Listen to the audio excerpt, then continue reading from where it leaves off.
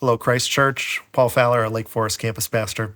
Glad to be sharing with you these devotionals. I hope every day you're picking this up, looking at the passage, discussing it, maybe with family or friends, maybe your small group, maybe just processing it yourself. Because ultimately, the purpose of what we're trying to do is help you understand the bigger story about the good news and the hope of the Christmas story.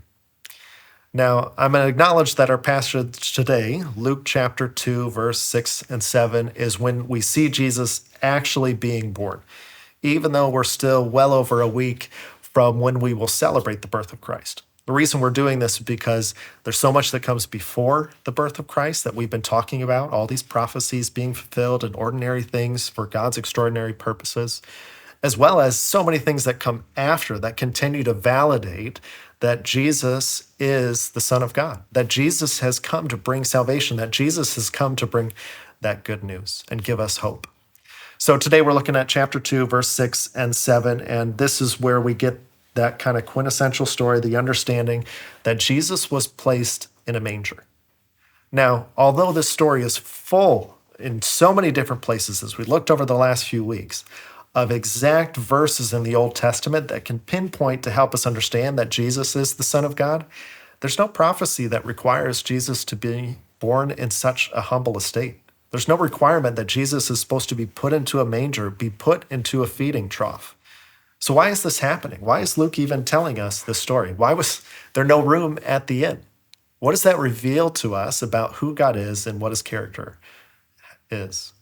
You know, what's interesting is there's a lot of time that leaders of other religions or people who were founders of different things, there's this kind of deification of their birth story. Maybe you'll see this when you look at Renaissance art, that sometimes there's this kind of halo around Jesus or Mary.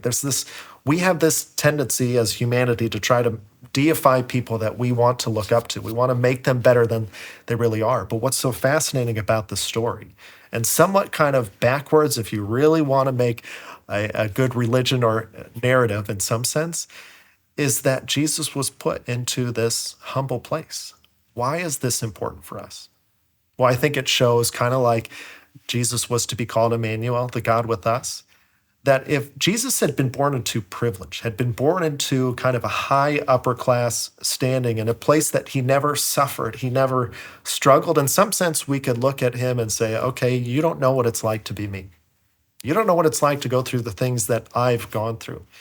But when Jesus is born into a manger, put into this feeding trough, it helps us understand that he came to serve. He came to love others. He didn't come to sit on an iron throne and tell us what to do. He came down to wash feet. He came down to die on the cross for us.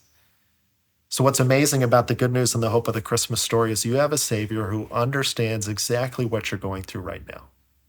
Born into a humble place, suffering humble problems, the everyday things you're going through in life, he gets it. He understands. He's with you. He loves you. He came for those problems. So I hope you'll take some time to think about this incredible birth that we've read about today. And think about how you have a Savior who knows everything that you're going through, who's with you, but wants to give you hope.